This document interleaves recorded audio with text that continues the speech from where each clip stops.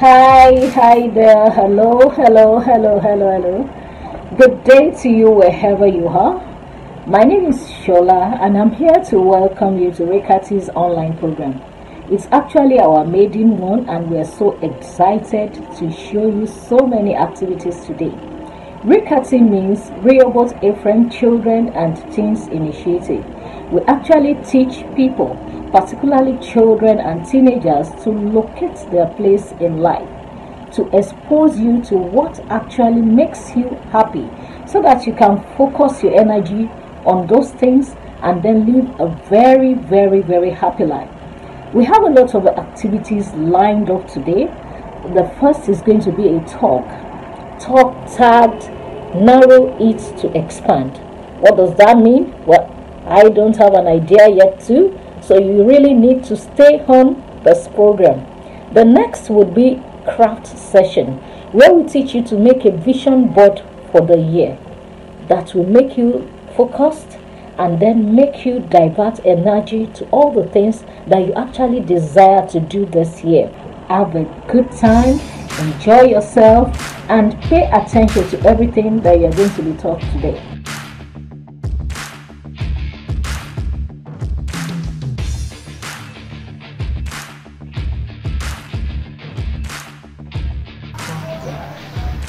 Hello everybody, you're welcome to the first segment, the talk segment, and as you were told, it is titled Narrow It to Expand. Narrow it to expand, you ask? Yes. Does that make sense? Well, by the time I finish the talk, it will make sense to you. Narrow it to expand doesn't mean that like you push a spring in and then now expands. No. So if you're narrowing it, how can it expand? Let me tell you something I can identify with. You know, like in secondary school, you have your GSS classes and your SS classes. Now, the GSS classes, you're involved with so many subjects and you don't have a choice. So you learn a lot. But by the time you're finishing your GSS 3 exams, in some schools, you're asked with advice from your parents, what do you want to study?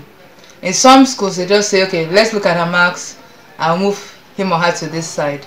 And of course, by the time you enter senior secondary school, you're either in the science class, or you're in the art class, or in the commercial class. Ideally, this division should be based on your interest and ability. We know sometimes it's actually based on your ability. I remember somebody used to say many years ago, you do very well in the exams, you go to science class. You're okay, go to art class. If you didn't do so well, dumb. What some people didn't realize then was that some people in the domestic science, that's what they meant by dumb, really did very well because they were passionate about all that home economics, the cooking, the baking, the sewing and everything. And because they were passionate about their work, they went about it and did a very good job. And that's what we're focusing on. You're to focus on that thing you're passionate about. Back to the example I was giving you, GSS to SS. By the time you finish, how well did you do in the science subjects? How well did you do in the art subjects and the other subjects? You consider it. What were you really interested in? You consider it. Using myself as an example, I found myself in the science class. I was good all round. Interestingly, I did French, economics, literature as well, in addition to the physics, chemistry, biology and admaths. And I went on to study civil engineering. I was in the science class because I had the ability. But my interest and my passion were actually in another direction. That's why now I'm in the educational sector. But that doesn't mean that what I've learned has gone to waste. I've applied some of these things. What does this have to do with narrowing it to expand? When you go to the senior secondary school, you take less subjects. But although you're taking fewer subjects, your knowledge is wider and you go deeper. And that's what I mean by narrow to expand. For example, you can be somebody who likes sports. You play basketball, you play football, you play tennis, you play table tennis, you play badminton and all that. That's good, but you need to narrow it. When you narrow it, you now decide, okay, I can do all these sports, but I love basketball. When you're now playing your basketball, you focus on the dribbling, you focus on passing, you focus on shooting. You want to shoot very well, make your baskets, and you improve in all those areas. Because you are focused and you have narrowed all your sports to basketball, you can now expand. You used to play just during break. Because of your improvements, you qualify for the school team. Because you've improved, you get to university, you make the university team, playing competitions. And you improve, you can represent your state or even the nation. That is how you've now expanded. From narrowing your sports to basketball, you've expanded to go for so many competitions. You're still involved in the other sports, but just not as much. Let me give you another example. This is the area of career. It's like, I love sewing, I love cooking, I love working with children, this one and that one. How can I combine all this? Narrow it first. You now decide, okay, I'll go and teach. You start as a teacher, you build up your experience and save money. You now start a school. You decide, okay, I'll start with the preschool. You build it, get all the things you need, and your students are there.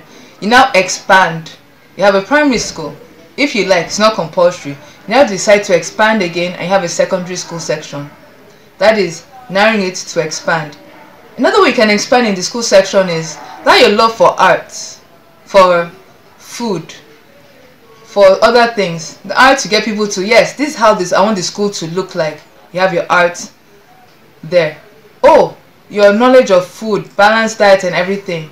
Either you can supervise the catering section, or you can totally, instead of having somebody come from outside, you have somebody put in charge. You've expanded to that other area of your interest. The tailoring section, you like all this. You're not the one sewing all the uniforms, but because of that interest, you know what you want. You now get people to sew the uniforms at a good price with good quality. So you've narrowed it in the sense that I'm going into the education sector, I want to have a school. That was your goal. But you've now expanded it to include other things that are needed. You know, food for break time, lunch, uniforms. You've expanded that tailoring.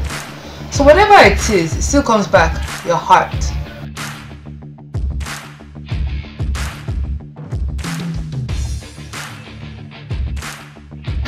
Ooh, I'm sure you enjoyed that talk. There were so many things inside it that were really beneficial to you. Now, this session is our craft session. And for our craft today, we're going to learn how to make a vision board. A vision board, you ask? Yes, a vision board. Your eyes. When we learn a lot by seeing. They said a picture is like 1,000 words. Now, what's a vision board? A vision board is just what it says, like a board. You can use cardboard, you can use paper, you can use, people have used old files, a solid background. I'm going to show you how to do it. And what is the purpose? You have a vision of what you want to achieve next 6 months, 1 year, 3 years, 5 years. For now, we'll focus more on a year plus. And what the vision board does is to help you to see what you really want so that you can do things that will help you achieve your dreams.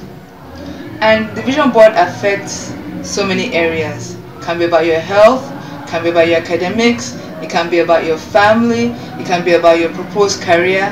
Whatever it is that is on your mind, that this is what I want to achieve. For the vision board, you can cut old magazines, you can print pictures and cut it out, you can look for old photographs, you can look for quotes, you can actually scribble some things. Whatever works for you. It's all about you. It's about what works for you. Also, for the vision board, you can decide you want it all nicely arranged in rows and columns, or you can have it all scattered. You can have a lot of things that are jam-packed, or you can have just a few things.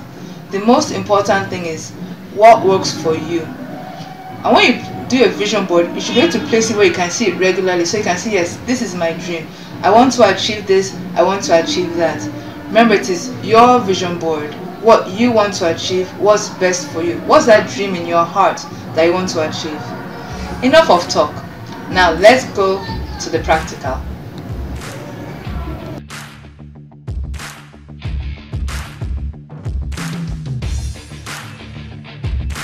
Okay, so you're highly welcome to the craft session. Sorry, what's that thing again? That's that thing. You're highly welcome to the craft session for using a cardboard. You can use the whole cardboard, but for our purpose, we're just using this size A3. Glue, pair of scissors to cut out what you want to cut out, crayons, color pencils, markers to do what you want to do. Now from your vision boards, you can actually use a cutout from a magazine, a colorful cutout. You can take words from a magazine that means something that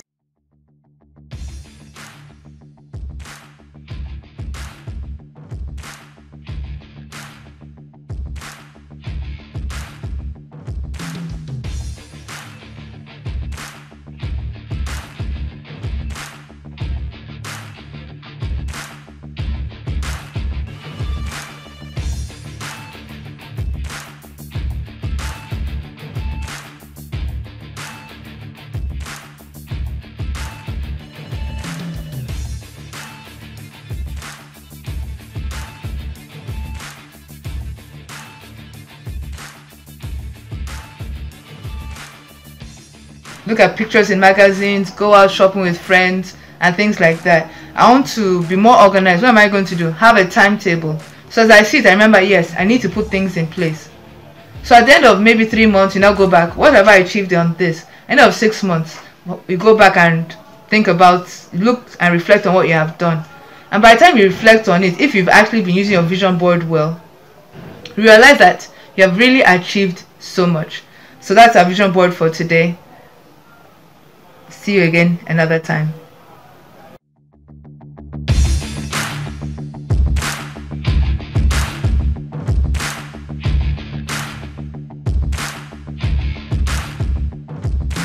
Okay, so welcome to the last segment of activities for today.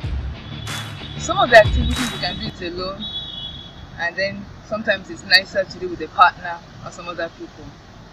The first activity we have is called the football dribble. You're going to arrange cones in a straight line about 1 meter in between. If you don't have cones, just put in objects and then you have a football. If you don't have a football, you can use any rubber ball. And the aim of it is to go in between the cones. Try not to touch the cones and going as fast as you can. Now of course, the dexterity we're looking at here is how can you coordinate the ball with your feet. The faster you go, the better. You can challenge yourself, like maybe the first time you do it in 20 seconds, the next time you try and do it less, maybe 18 or 17. Or you can compete with your brother, your sister, and see who can actually go faster than the other person. Don't worry. Now you can have a demonstration of the football dribble.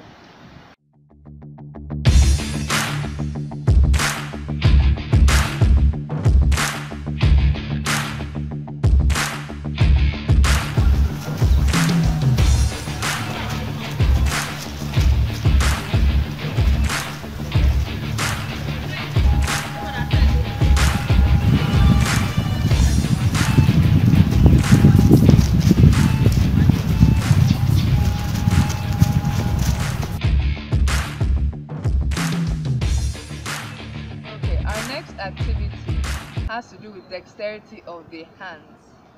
You're going to take small balls. You can use rubber balls, plastic balls, and a basket. Your common waste paper basket is okay, or you can look for any other small pail.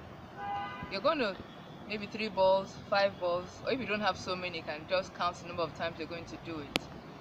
Place your bucket about 2 meters away from your starting point. You can mark your starting point with chalk, or just wherever you place your balls, that's your starting point. The aim is to target and try and make sure you get all the balls into your basket. So that's dexterity of the hands. Now watch the demonstration.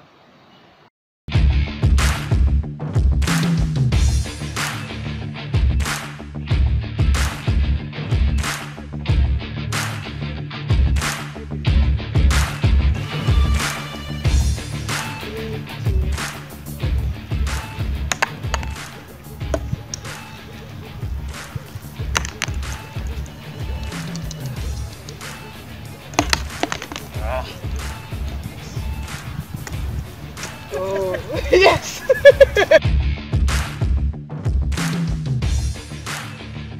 Okay, our next activity has to do with the foot as well. But this time you're going to use your foot to try and target empty bottles. In our case, we have made use of empty Maltina bottles. You can decide to use all these video bottles and things like that. To make it more difficult, you can even add a little water to make it heavier to knock down. Arrange it in a diamond style, as if you're bowling. Now normally when you are bowling, use a ball and roll it. But in this case, you're going to use your foot to use the ball to hit the bottles. Give yourself 3 chances and see how many bottles you can knock down. We're going to show you just one arrangement, which is a 1 bottle, 2 bottles and 3 bottles.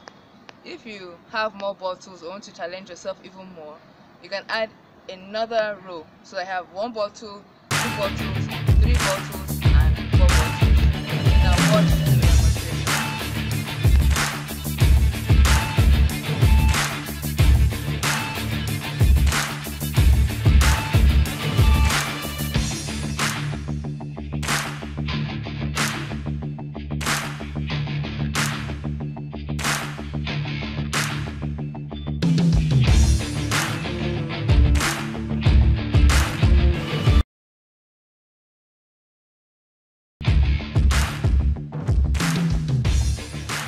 Now for our 4th and final activity for today.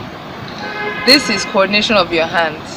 If you're doing it alone, that means you have to continually keep whether it's your rubber ball or a football, not too heavy but something that has weight. Try and keep it up using your hands, your fingertips, any part of your body. Usually it's easier with your hands. You try and keep it up as many times as possible. If you're alone, you can start with a target of 10 times without the ball dropping. If you can do it with your brother, your sister, then maybe you can say, let's try and target 20 times. If you're doing with other people, you're not allowed to hit the ball twice in a row. Somebody has to touch it before you touch it. So the target is to try and get the ball hit as many times as possible without it touching the ground, and that's ball up.